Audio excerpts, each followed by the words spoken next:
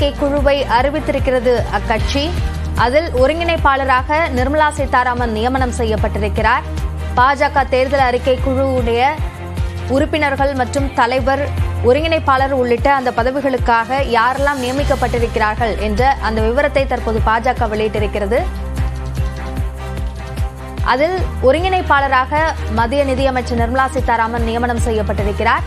கூடுதல் விவரங்களை நம்முடைய செய்தியாளர் சுசித்ராவிடம் கேட்கலாம். சுசித்ரா, இந்த தேர்தல் அறிக்கை குழுவில் இடம்பெற்றிருப்பவர்களுடைய விவரங்களை பதிவு செய்யுங்கள்.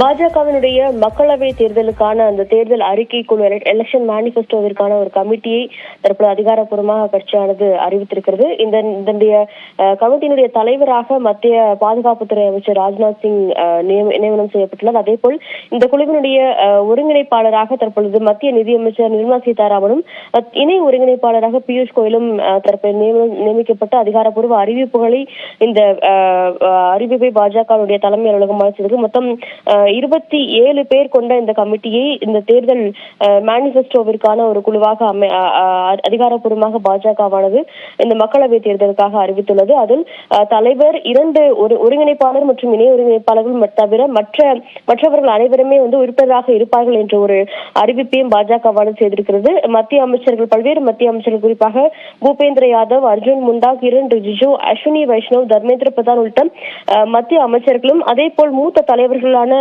வசுந்தரா ராஜே, சிவராஜ் சிங் சௌஹான், ஸ்மிருதி இரானி, ஜுவல் ஓரம், ரவிசங்கர் பிரசாத், சுஷில் மோடி, கேஷவ் பிரசாத் மௌரியா உள்ளிட்ட பல்வேறு தலைவர்களும் பாஜகவுடைய முக்கிய நிர்வாகிகளும் இந்த குழுவில் இடம்பெற்றுள்ளது மிக முக்கியமாக பார்க்கப்படுகிறது. அதிகாரப்பூர்வமாக அறிவிப்பை தற்பொழுது பாஜகவுடைய தலைமை அலுவலகமானது இந்த மக்களவை தேர்தலுக்காக வெளியிட்டுள்ளது. பாஜகவுடைய தேர்தல் அறிக்கை குழு சார்ந்த விவரங்களை பதிவு செய்தமைக்கு நன்றி சுசித்ரா.